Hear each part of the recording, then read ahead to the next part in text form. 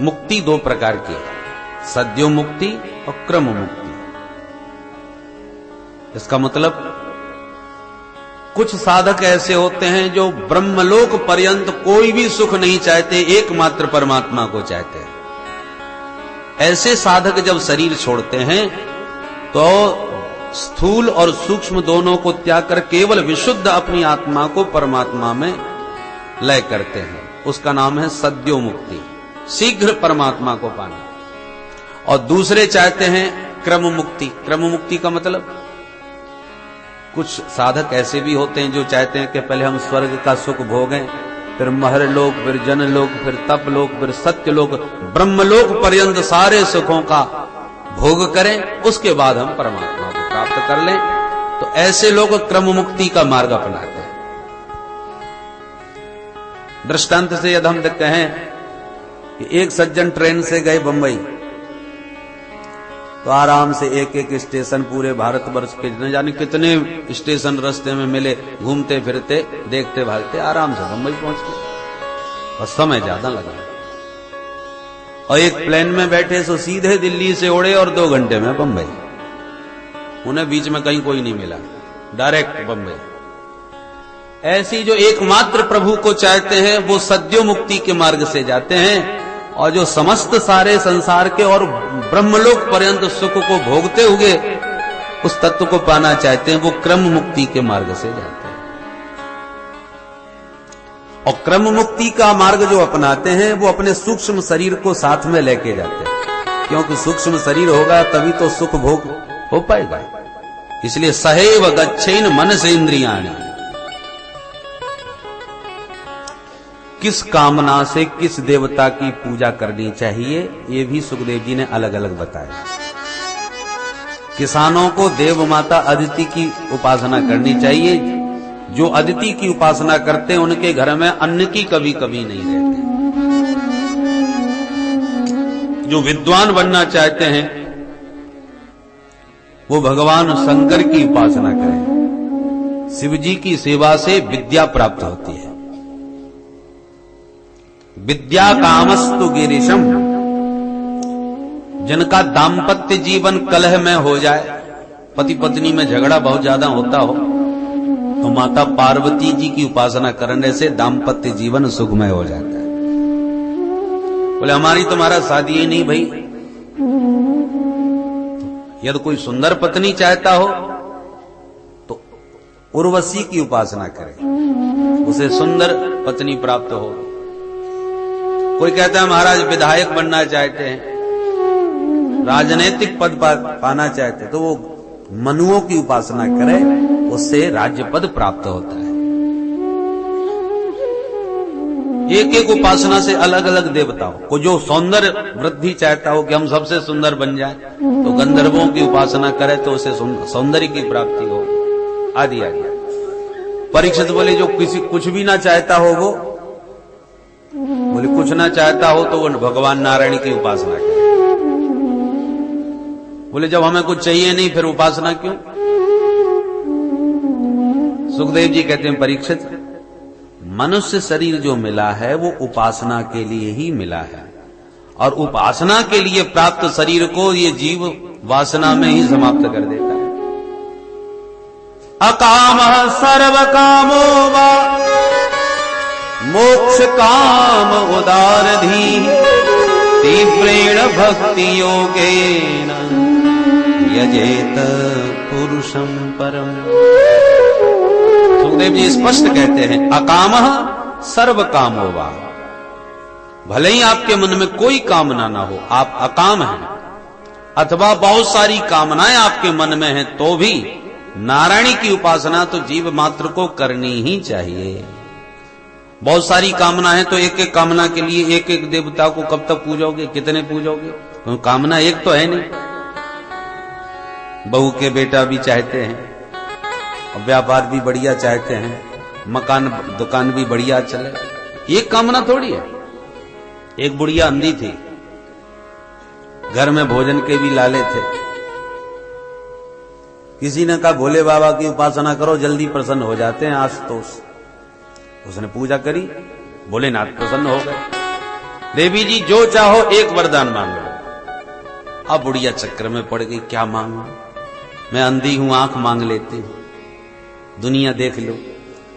फिर मन में सोचने लगी 80 साल की तो हो गई, अब आंख भी मिल जाएगी तो कितने साल काम आएगी, इससे तो अच्छा है कोई रुपया पैसा मांग लूं, धन संपत्ति मांग लूं, कम से कम बच्चे तो सुखी रहेंगे।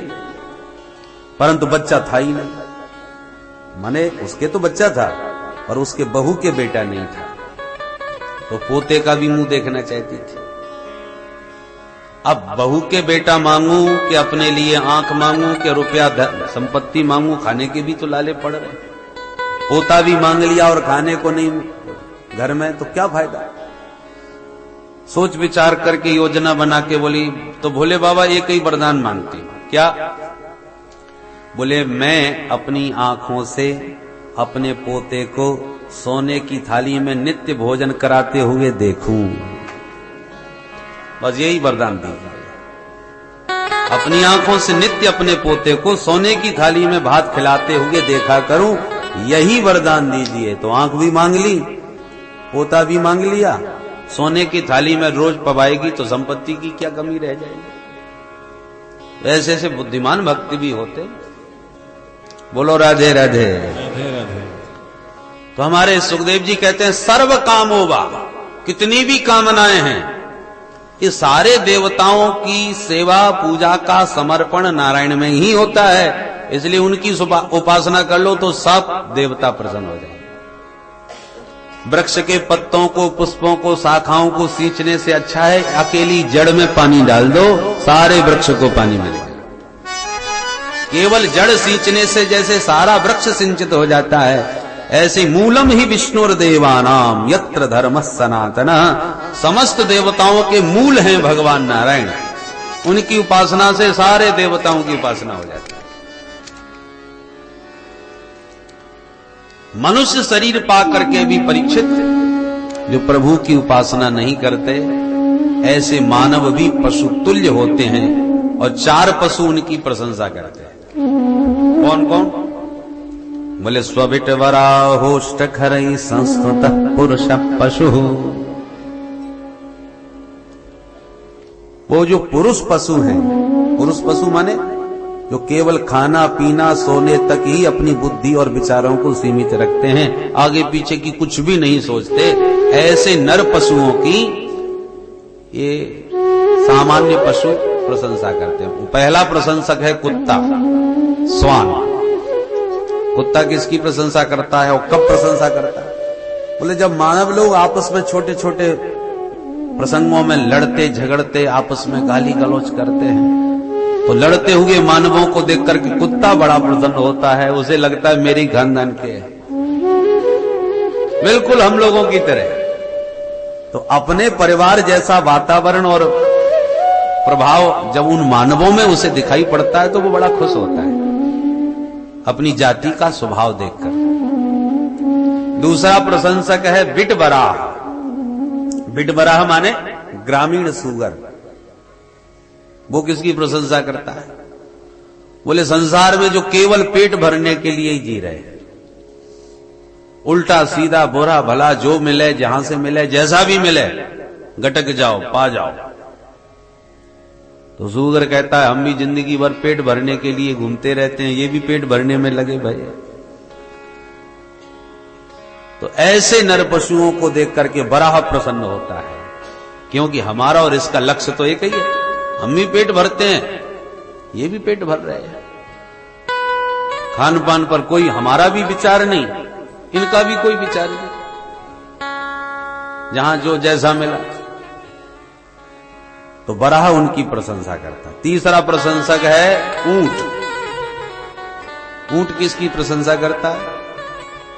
बोले जिनको थोड़ा बहुत संसार में मान बढ़ाई पद प्रतिष्ठा थोड़ी बहुत मिल जाए तो गर्वेण तुंग शिरा, सीना तान करके मुंह उठा के चलते हैं, नमस्कार और सिर झुकाने में जिन्हें लाज लगने लगती है, ऐसे देहाभिमानियों को देख करके ऊंट प्रसन्न होता है कि बिल्कुल चाल तो हमारी जैसी ही है, जैसे हम मुंह उठा के चलते हैं। बोलो राधे राधे। और चौथा प्रशंसक है गधा। एक भी शब्द अपने मन से नहीं कह रहा, सुखदेव जी कह रहे हैं, बोलो राधे राधे। चौथा प्रशंसक कौन? सुखदेव जी कहते हैं खर। खर माने गधा। स्वबिट बराहोष्ट्र खरई संस्तुतः पुरुष पशु। गधा क्यों प्रशंसा करता? गधा जिंदगी भर बोझा ढोता है मालिक का, कुम्हार का, मिट्टी ढोबे, ईंटा ढोबे, न जाने क्या क्या, पर गधे को कभी धन्यवाद नहीं देता कोई भी। आज तक गधे को कोई पुरस्कार कहीं नहीं मिला कि बेचारा सारा जीवन परिश्रम किया, इतना बोझा ढोया। अरे यहां तक कि जिसका बोझा ढोता है, जब बोझा ढोने के मतलब का नहीं रहता तो वही डंडा मार के भगा देता है, निकाल जाता है। गधा कहता है जो हमारा हाल सो इनका। जिन घर गृहस्थी का बोझा ढोने में सारी जिंदगी लगाए बैठे हैं, जब शरीर साथ नहीं देता तो वे ही घर वाले उसे भार समझने लगते हैं। संभव तो प्रयास तो यही करते हैं कि निकल जाए, खरी खटी सुनाने लग जाते हैं। जाओ वृंदावन में जाके भजन करो, खोपड़ी चाटते रहते हो पड़े पड़े। खूब खरी खोटी सुनाते हैं, धक्का भी मारते हैं। तो गधा कहता है जो गति हमारी वही सोई गति इनकी भाई। वो भी प्रसन्न होता है अपने जैसे हाल मानवों के देखकर। तो ये चार पशु हैं जो नर पशुओं की प्रशंसा करते हैं। इसलिए जीवन का जो परम लक्ष्य है, उद्देश्य है, उसे नहीं भूलना चाहिए। परीक्षित ने अब प्रश्न किया कि महाराज ये बताइए, सारे संसार को हमारे प्रभु बनाते कैसे हैं और कैसे ये संसार बनता है? तब सुखदेव जी को ध्यान आया कि अभी हम मंगलाचरण नहीं किए। कथा प्रारंभ हो गई और मंगलाचरण नहीं हुआ, तो आंख बंद करके पहले मंगलाचरण किया, उसके बाद इस प्रश्न का जवाब दिया। तपस्विनो दान परायसस्विनो मनस्विनो मंत्रिविदः सुमंगलाः क्षेमं न विन्दन्ति विना यदर्पणम् तस्मै सुभद्रश्रवसे नमो नमः। सुखदेव जी महाराज मंगलाचरण में ध्यान करते हुए कहते हैं कि कोई जीवन में कितना भी बड़ा तप करे, कितना भी बड़ा तेजस्वी, तपस्वी, यशस्वी, मनस्वी हो, पर क्षेमम न विन्दन्ति बिना यदर्पणम, जब तक वह प्रभु के चरणों में समर्पण नहीं करेगा, अपना आत्मसमर्पण, तब तक उसका कभी किसी काल में कल्याण होने वाला नहीं। ऐसे प्रभु के चरणों में मैं बारंबार प्रणाम करता हूं। व्यास जी ने इस प्रकार से भगवान का स्मरण किया। साधन सब करो भैया, तप करो, भजन करो, दान करो, पुण्य करो, परंतु मैं कर रहा हूं ये अभिमान मत रखो। वो सब प्रभु की कृपा से हो रहा है, मेरा आपकी कृपा से सब काम हो रहा है। करते हो तुम कन्हैया, मेरा नाम हो रहा है। ये बात कहे नहीं, अनुभव करे, हृदय से इस बात को मानता रहे, स्वीकार करता रहे, तो जीवन में व्यक्ति कभी पतित नहीं होगा, कभी उसे अहंकार ग्रसित नहीं होगा।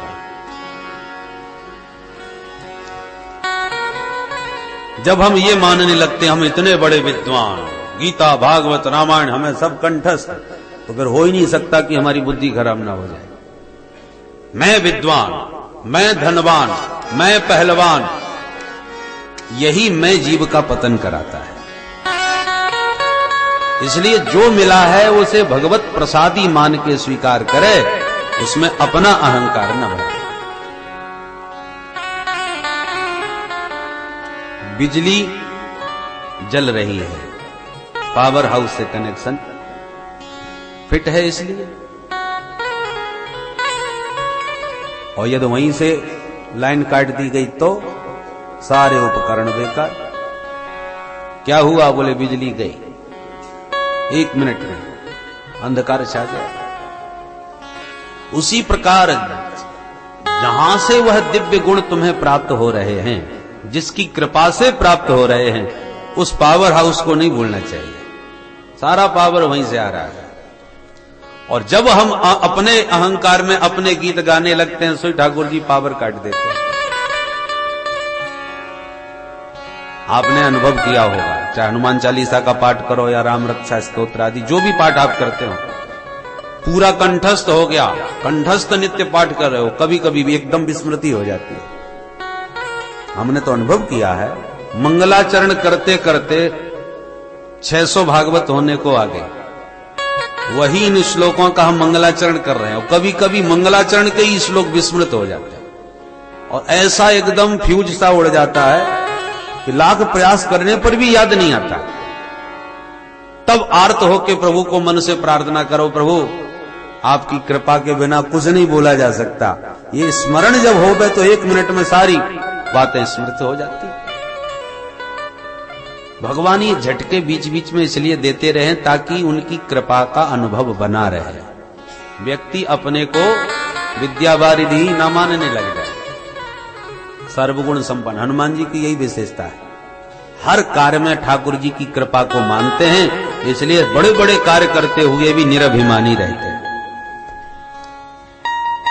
लंका दहन करके हनुमान जी जब लौटे वापिस रामा दल में तो सारे बानर भालू एकमात्र हनुमान जी की जय जयकार बोल रहे थे, महिमा का बखान कर रहे थे। सारे बानर भालुओं ने राम जी से जब हनुमान जी की महिमा गाई तो राम जी भी हनुमान जी की महिमा गा उठे, हनुमान तुमने गजब कर दिया, इतने बड़े महासागर को लांघ लिया, सारी लंका को फूंक दिया, हनुमान तुम्हारे समान मेरा उपकारी कोई नहीं हो सकता, कैसे तेरे ऋण से उऋण होऊंगा। ऐसी ऐसी राम जी ने बातें करी, हनुमान जी चरणों में गिर पड़े, प्रभु इस दास का अभिमान कम से कम आप तो न बढ़ाओ, आप भी यदि इतनी प्रशंसा मेरे मुंह पर करोगे तो मैं कहां जाऊंगा। भगवान बोले भाई हम लोग झूठी प्रशंसा तो नहीं कर रहे, हां झूठी प्रशंसा नहीं करना चाहिए, पर यथार्थ है वही तो हम कह रहे हैं। भाई हनुमान जी तुमने लंका को तुमने समुद्र को नहीं लांघा था क्या, कोई असत्य बात है क्या? हनुमान जी बोले बिल्कुल नहीं।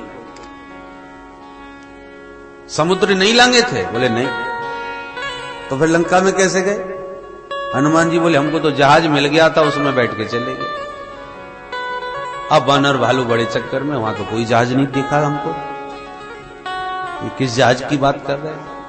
भगवान ने भी जिज्ञासा बस पूछा, हनुमान किस जहाज में बैठ के गए बताओ तो, श्रीलंका का जहाज था कि भारत का जहाज था, कौन सा जहाज मिला तुम्हें? हनुमान जी हाथ जोड़ के बोले सरकार वो जहाज आपने ही मेरे को चलते समय दिया था, इतने बानरों को आपने चारों दिशाओं में भेजा, किसी को कुछ नहीं दिया, सिर्फ मेरे को ही अपने पास बुला के आपने जाते समय मुद्रिका प्रदान करी और कहा बेटा मां से इस माध्यम से मिलना। और मैं उसी वक्त समझ गया था कि ये काम आप मेरे से ही करवाना चाहते हैं। राम कीन्ह चाहे सोई होई, आप जो चाहते हैं जिसके द्वारा कराना चाहते हैं वही सब काम करता है, और करने कराने वाले आप हो, जीव अपना अभिमान बांटता है मैंने ये किया, इसलिए उस बेचारे को वो फंस जाता है। आपने हमको 5 किलो सोना दे दिया, बोले भैया हम परदेश जा रहे हैं, घर में कहीं कुछ उपद्रव ना हो जाए, तो जब तक हम लौट के ना आ जाएं तब तक ये सोना आप अपने घर में रख लीजिए, यूं कह के चला गया। अब दूसरे की संपत्ति आपने अपने पास रख दी, अब आप तुम सबको दिखाते फिरो, देखो मेरे पास कितना सोना, देखो मेरे, तो ये कितने बड़ा अविवेक है।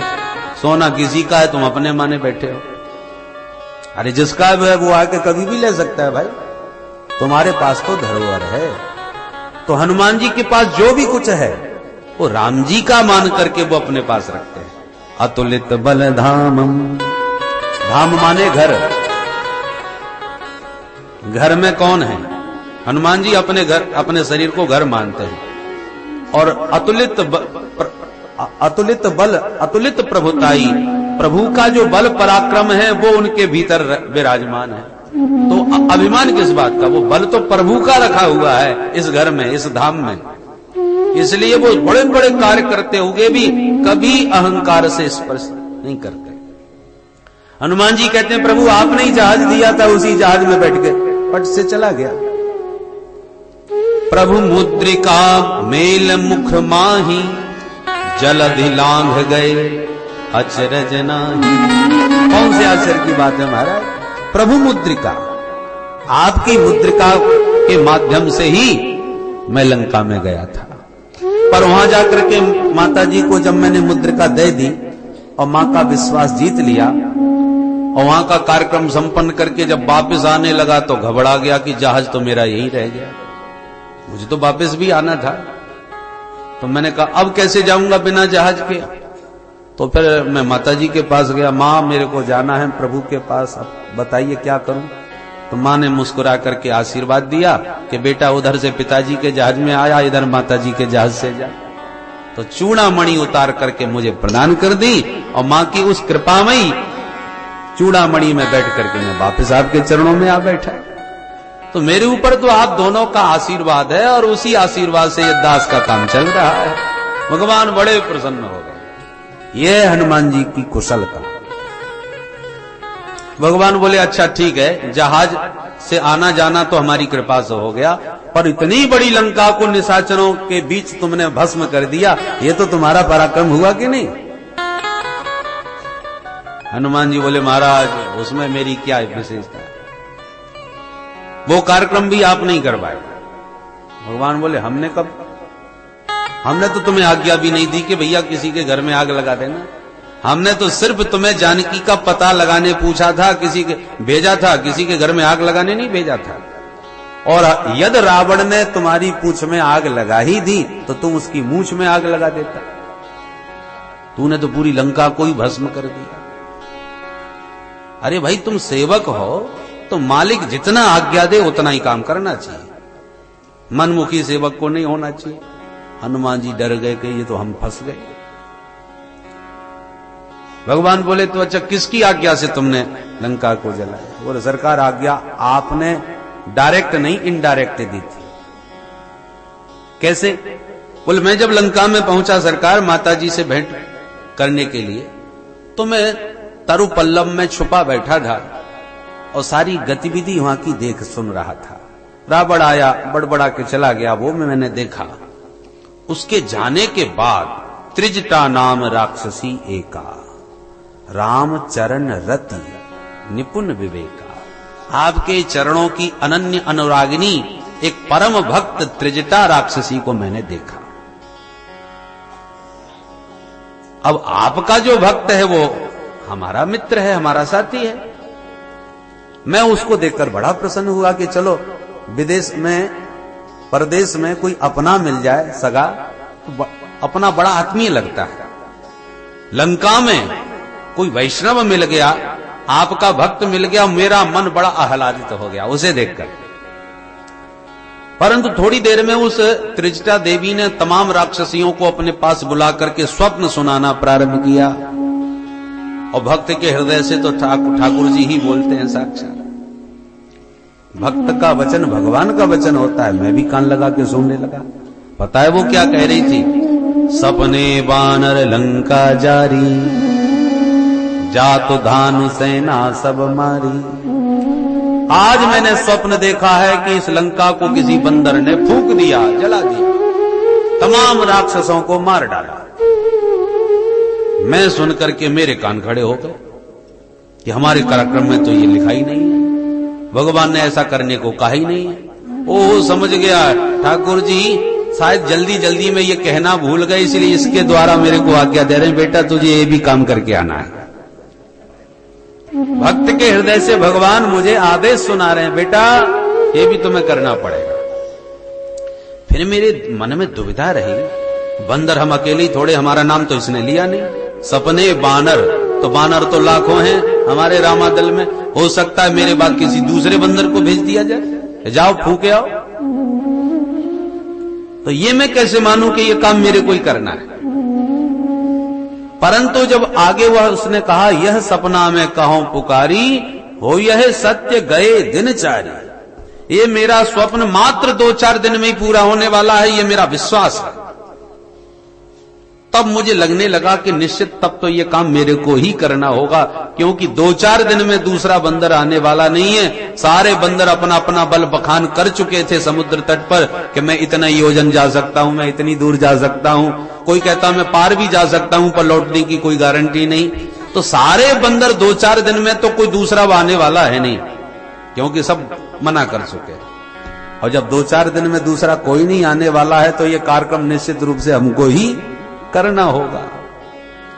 अब फिर भी मन में एक शंका बनी रही कि सचमुच ये काम करना ही है कि अपने मन की हम ऐसी योजना बना रहे हैं।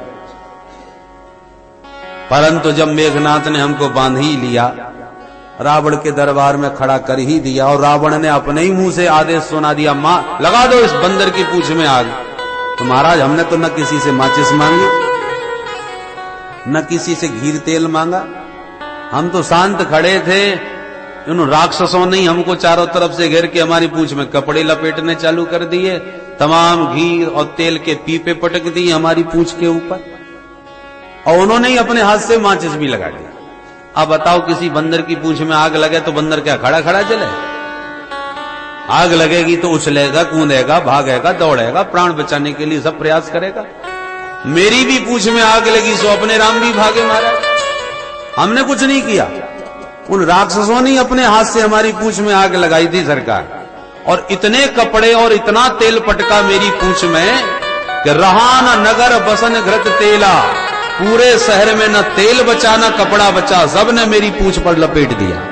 और जैसे ही आग लगी सो अपने राम ने दौड़ लगाई, हमारी पूंछ की आग पूरे शहर में फैलती चली गई, और मैं भागता भागता जैसे ही समुद्र में कूदा तो पूंछ का तो एक बाल भी नहीं जला, उन्हीं के कपड़े, उन्हीं का तेल, उन्हीं की आग, और उन्हीं के घर में आग लग गई।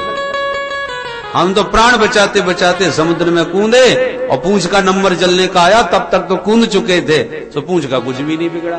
इससे सिद्ध होता है सरकार सब करने कराने वाले आप ही हो, इसमें अपने राम ने क्या कर दिया। बोल भक्त वत्सल भगवान की जय। प्रसन्न हो गए भगवान। ये है विशेषता हनुमान जी की। काम इतने बड़े बड़े करते हैं पर अभिमान किंचित भी अपने भीतर नहीं रखते, विश्वास पूर्वक कहते हैं प्रभु करने कराने वाले सब आप ही हो, फिर सबको प्रेरणा भी आप ही देते हो, सबसे काम आप ही कराते हो। ये विश्वास करते हो तुम कन्हैया मेरा नाम हो रहा है, ये भाव मन में सर्वदा भरा रहे। चाहे विद्या मिली हो, चाहे योग्यता मिली हो, कोई भी गुण मिला हो, वो भगवान का दिया हुआ प्रसाद है, वो हमारे माध्यम से कुछ कराना चाहते हैं तो जीव को कभी अहंकार छू नहीं सकता। तपस्विनो दान परा यशस्विनो, इसलिए सुखदेव जी कह रहे हैं साधन कितने भी बड़े हों पर भगवान करा रहे हैं, ये ज्ञान हमेशा बना रहना चाहिए। एक के आगे शून्य रख दो तो सीधे 10 हो गए, और दूसरा शून्य बढ़ाया सीधे 100, एक और बढ़ा दिया 1000, एक और बढ़ाया 10,000। अब प्रत्येक शून्य 10 गुना बढ़ जाता है। मात्र एक शून्य आगे बढ़ा कि 10 गुना संख्या बढ़ गई। अब शून्य अभिमान में भर गए, हमारी बदौलत 100 हुए, हमारी वजह से 1000 हुए। हर शून्य अपना बल बखान करने लगा, मैं इतना बड़ा, मैं इतना बड़ा। जो एक अंग बैठा था, एक अंक, उसने कहा तुम ही बड़े बने रहो, हम ये चले। और जो अंक खिसकने लगा तो अब कितना बचा? यदि अंक आदि से खिसक गया तो क्या बचा? 0/0, एक भी नहीं बचा, सब बर्बाद हो गए। शून्य में 10 गुनी शक्ति आती है कब? जब आदि में अंक हो गए तब। वो अंक नहीं तो सब बर्बाद। ऐसे ही राम नाम को अंक है, सब साधन है शून्य, अंक गए कछु हाथ न, अंक रहे 10 गुण। राम नाम की कृपा का अंक यदि आदि में बना रहा तो जितना भी कुछ करोगे साधन वो 10 गुना बढ़ता जाएगा। और साधन का ही अभिमान पालते रहे, हम इतने बड़े साधक, इतना भजन करते हैं, इतना तप करते हैं, इतने यज्ञ कर लिए, और उस समय कहीं राम नाम की कृपा चली गई हाथ से तो सारे साधन व्यर्थ हो जाएंगे, बर्बाद हो जाएंगे। इसलिए क्षेमम न विंदन्ति विना यदर्पणम, तस्मै सुभद्र स्रवसे नमो नमः। सुखदेव जी ने बहुत सुंदर मंगलाचरण प्रभु का ध्यान करते हुए किया और बोले परीक्षित, भगवान श्री हरि नारायण के दिव्य नाभि से कमल उत्पन्न हुआ। कमल से ब्रह्मा जी का प्राकट्य हुआ। ब्रह्मा जी चारों दिशाओं में देखना चाहते थे, इसलिए चार मुख उनके चारों दिशा में प्रकट हुए। ब्रह्मा जी ने दूर दूर तक देखा कि जल और वायु के अतिरिक्त कुछ भी नहीं। वो सोचने लगे, को हम, मैं कौन हूं? पानी और हवा, तो मुझे किसने जन्म दिया है? मेरा जन्मदाता कौन है? ये जिज्ञासा ब्रह्मा जी में जागृत हुई तो मात्र उन्हें दो अक्षर सुनाई पड़े, तप तप, तपस्या करो। तब ब्रह्मा जी तपस्या में आंख बंद करके ध्यान मग्न होकर के आत्मचिंतन करने लगे। कई हजार वर्षों तक तप किया। तब भगवान ने 4 श्लोकों में दिव्य उपदेश ब्रह्मा जी को दिया। इसका नाम है चतुश्लोकी भागवत। भगवान कहते हैं, सुनो ब्रह्मा जी, मैं अपने स्वरूप का ज्ञान तुम्हें करा रहा हूं, ध्यान से सुनो। अहमेवा समेवाग्रे नानयत् सदसत्परम् पश्चादहं यदेतच्च यो वसिष्येत सोऽस्म्यहम् ऋतेऽर्थं यत् प्रतीयेत न प्रतीयेत चात्मनि तद्विद्यादात्मनो माया यथा भासो यथा तमः। भगवान ने उपदेश दिया ब्रह्मा जी को, अहम एव अग्रे। ब्रह्मा जी, सृष्टि की आदि में एकमात्र मैं ही मैं था, न अन्यत, मेरे अतिरिक्त कुछ भी नहीं था। जब आपके अतिरिक्त कुछ भी नहीं था तो ये संसार आपने कैसे बना दिया? प्रभु, आपके अतिरिक्त कम से कम कुछ तो मटेरियल आपके पास होगा जिससे आपने ये सारी दुनिया का निर्माण कर दिया। हवा, पानी, आकाश, कुछ तो होगा। भगवान बोले, ना नान्य सत, न सत था न असत, न स्थूल था न सूक्ष्म, न कारण था न कार्य, अहम एव अग्रे आसम एव। सृष्टि के आदि में एकमात्र सिर्फ मैं था। तो संसार कैसे बनाया? भगवान बोले, संसार बना जब हम अकेले ही थे, तो जो कुछ बने सो हम ही बने, और जो कुछ बनाया सो हमने ही बनाया। हम बनाने वाले भी हैं और हम बनने वाले भी हैं। इस बात को बहुत ध्यान से सावधान होकर के सुनो। बोलो जय श्री कृष्ण। संसार में जितने भी कार्य दिख रहे हैं, समस्त कार्यों के 2 कारण होते हैं, एक निमित्त कारण, एक उपादान कारण। जैसे घड़ा बना, कैसे बना? मिट्टी से। तो घड़े का मूलभूत कारण क्या है? मिट्टी। तो मिट्टी है उपादान कारण। मूलभूत कारण का नाम उपादान कारण। पर क्या मिट्टी अपने आप घड़ा बन सकती है? नहीं। कुम्हार ने बनाया तब मिट्टी घट बनी। तो कुम्हार हो गया निमित्त कारण, जिसने मिट्टी को घड़े का आकार दिया। तो कुम्हार निमित्त कारण, मिट्टी उपादान कारण। दूसरा दृष्टांत देखें, सोने का आभूषण, उपादान कारण क्या है? सोना। सोने ने ही आभूषण का रूप धारण किया है। और निमित्त कारण क्या है? स्वर्णकार, ज्वेलर, जिसने सोने को एक सुंदर गहने का आकार दिया।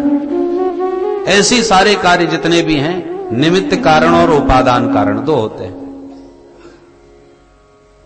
पर कई कार्य ऐसे भी जगत में देखे जाते हैं जिनका निमित्त कारण और उपादान कारण एक ही होता है।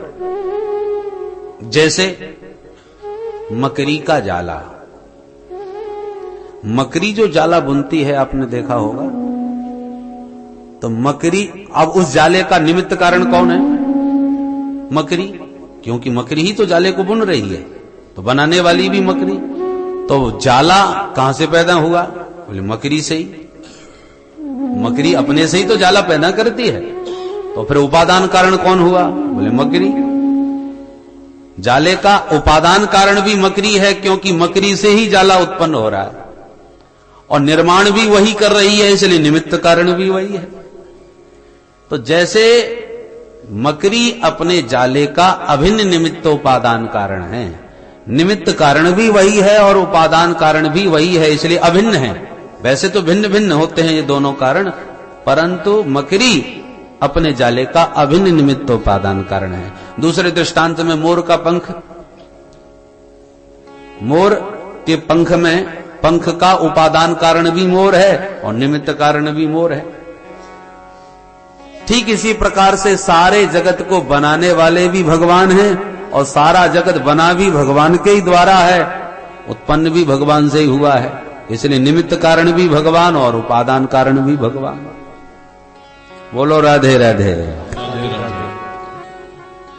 तो भगवान कहते हैं कि सारे संसार का निमित्त कारण उपादान कारण एकमात्र मैं ही हूं, मैं ही जगत के रूप में बना हूं और मैंने ही जगत को बनाया भी है। परंतु मेरी माया, ब्रह्मा जी इस पर ध्यान रखो, ये जो मेरी माया है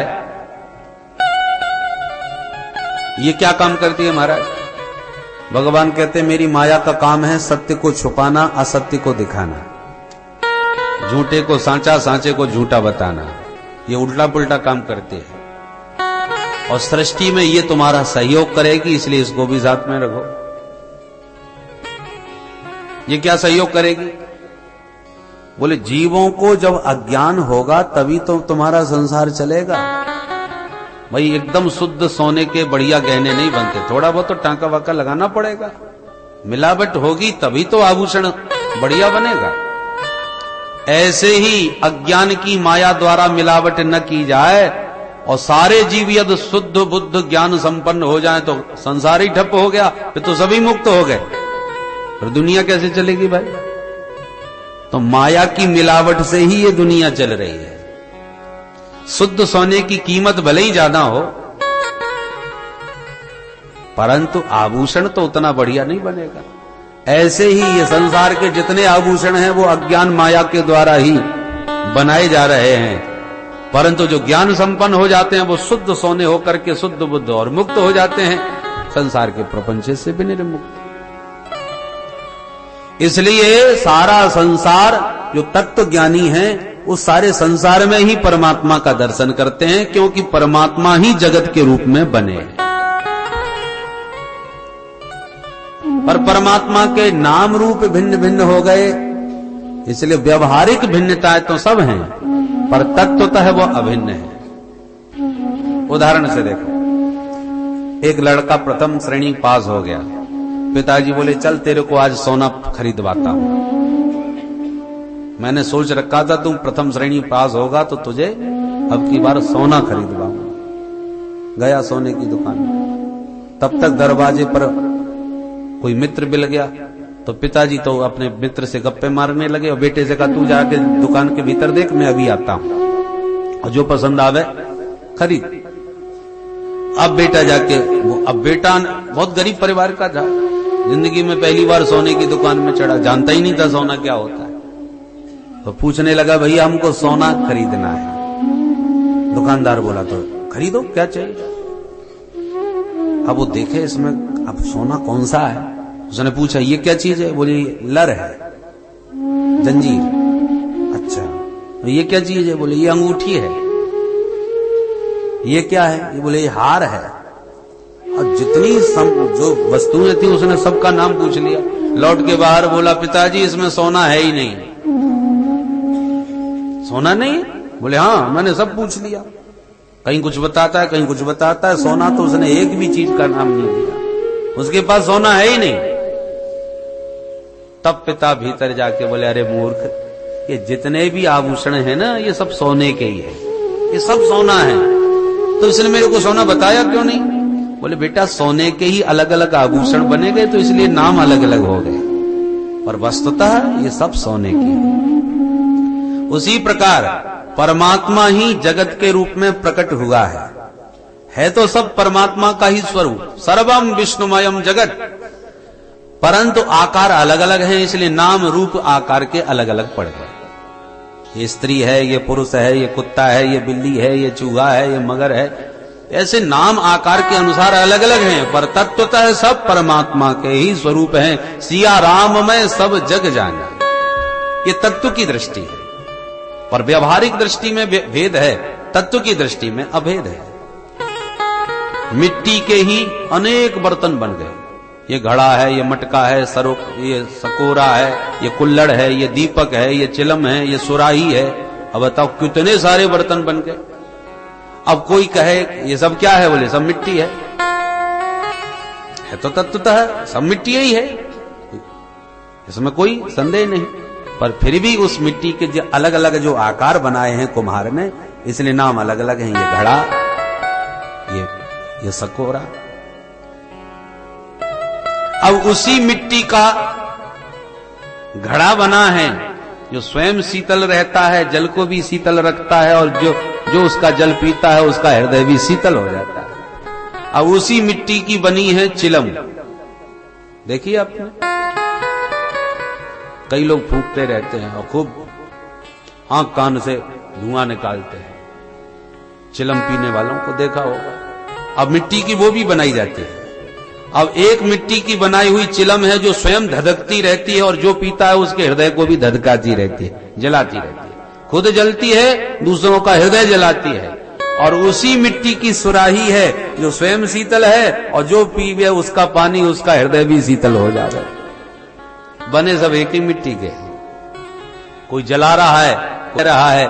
ऐसे ही तत्व की दृष्टि से सब परमात्मा के स्वरूप हैं, पर कोई महात्मा है, कोई दुरात्मा है, कोई आतंक फैला रहा है तो कोई शांति का संदेश सुना रहा है। तो तत्वज्ञानी दृष्टि से तत्वज्ञ पुरुष जो हैं वो सब में उसी ईश्वर की सत्ता का अवलोकन करते हैं। हम लोग व्यवहार के उन आकारों में थोड़े फंसे रहते हैं, ये सज्जन, ये दुर्जन, ये अच्छा आदमी, ये बुरा आदमी, ये व्यवहारिक भेद तो हैं। व्यवहारिक भेद मानने व्यवहार में आवश्यक है, पर तत्व की दृष्टि से सर्वम खलमिदं ब्रह्म सर्वम विष्णुमयम जगत, सिया राम में सब जग जाने, ये है तत्व की दृष्टि। तो तत्व दृष्टि अलग है, व्यवहारिक दृष्टि अलग है। इस प्रकार से बड़ा ही सुंदर भगवान ने ब्रह्मा जी को चतुश्लोकी के माध्यम से अपने स्वरूप का ज्ञान कराया और समझाया कि ब्रह्मा जी ये ज्ञान तुम्हें हमेशा बना रहे। तो भवान कल्प विकल्पेषु न विमुह्यति करिहिचित्, ये ज्ञान जिसको ठीक से समझ में आ जाए वो भगवान की माया से कभी मोहित नहीं होता, वो तत्व ज्ञान संपन्न हो जाता है। बोल भक्तवत्सल भगवान जय। इस प्रकार से बड़ा सुंदर उपदेश दिया और तब ब्रह्मा जी सृष्टि करने में सक्षम हुए। इसके साथ ही भागवत के 10 लक्षणों का निरूपण करने के साथ द्वितीय स्कंद को विराम। आइए तृतीय स्कंद में प्रवेश करते हैं, परंतु उसके पहले गोविंद का मंगलमय नाम स्मरण कर लें, उसके बाद तृतीय स्कंद की चर्चा प्रारंभ करें। अरे कोई कहे गोविंद, कोई गोपाला, अरे मैं तो कहूँ सावरिया बांसुरिया वाला, बांसुरिया वाला, मैं तो कहूँ सावरिया बांसुरिया वाला, मैं तो कहूँ सावरिया बांसुरिया वाला। कोई कहे गोविंद, कोई गोपाला, कोई कहे गोविंद, कोई गोपाला, मैं तो कहूँ सावरिया बांसुरिया वाला, मैं तो कहूँ सावरिया बांसुरिया वाला। गोविंदा गोपाला, गोविंदा गोपाला, राधा ने श्याम कहा मीरा ने गिरधर, राधा ने श्याम कहा मीरा ने गिरधर, राधा ने श्याम कहा मीरा ने गिरधर, राधा ने श्याम कहा मीरा ने गिरधर। कृष्णा ने कृष्ण कहा खूब जाने नटवर, कृष्णा ने कृष्ण कहा खूब जाने नटवर। ग्वालों ने तुमको पुकारा गोपाला, ग्वालों ने तुमको पुकारा गोपाला, ग्वालों ने तुमको पुकारा गोपाला, ग्वालों ने तुमको पुकारा गोपाला।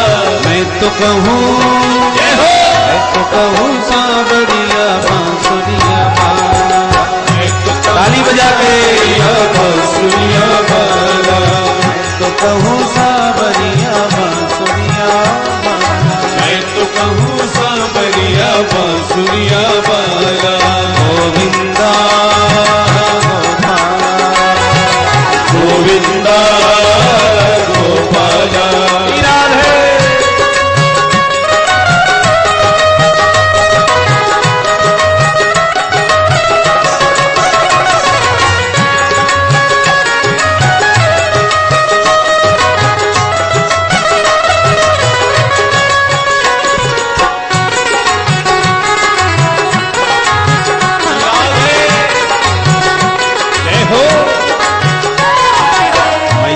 तो कहती है सुन हो कन्हैया, मैया तो कहती है सुन हो कन्हैया, मैया तो कहती है सुन हो कन्हैया, मैया तो कहती है सुन हो कन्हैया।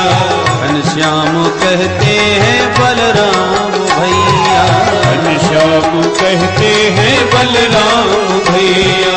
सूरा की आंखों के तुम हो उजाला, सूरा की आंखों के तुम हो उजाला, सूरा की आंखों के तुम हो उजाला, सूरा की आंखों के तुम हो उजाला। मैं तो कहूँ जय हो, मैं तो कहूँ सांवरिया बांसुरिया, मैं तो कहूँ सांवरिया बांसुरिया बाला। कोई कहे गोविंद कोई गोपाला, कोई कहे गोविंद कोई गोपाला, मैं तो कहूँ सांवरिया बांसुरिया बाला, मैं तो कहूँ सांवरिया बांसुरिया बाला। गोविंदा गोपाला, गोविंदा गोपाला। जय हो।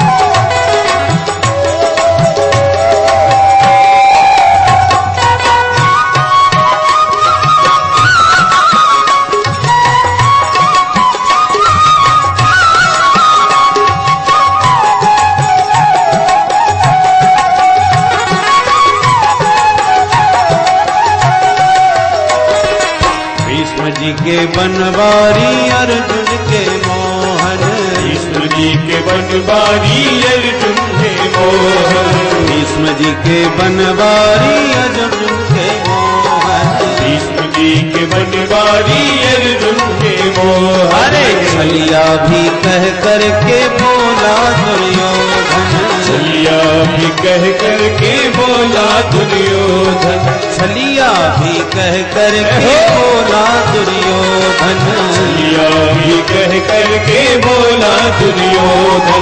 कंसा तो कहता है जल कर के काला, कंसा तो कहता है जल कर के काला, कंसा तो कहता है जल कर के काला, कंसा तो कहता है जल कर के काला।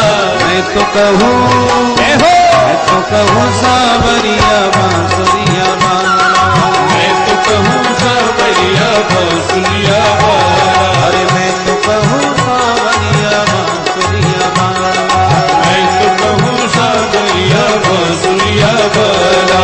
गोविंदा गोपाला, गोविंदा गोपाला। जय हो, जय हो हरि।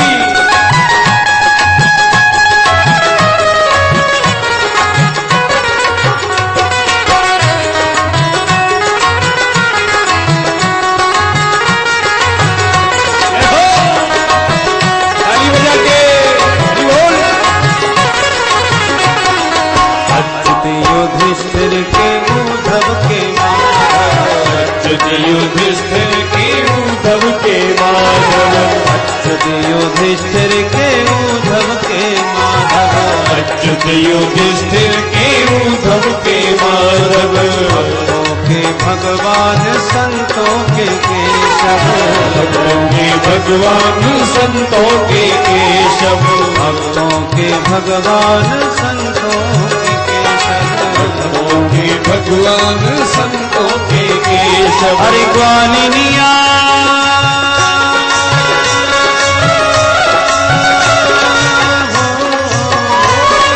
ग्वालिनिया तुमको पुकारे नंदलाला, ग्वालिनिया तुमको पुकारे नंदलाला, मैं तो कहूँ सावरिया बांसुरिया, मैं तो कहूँ सावरिया बांसुरिया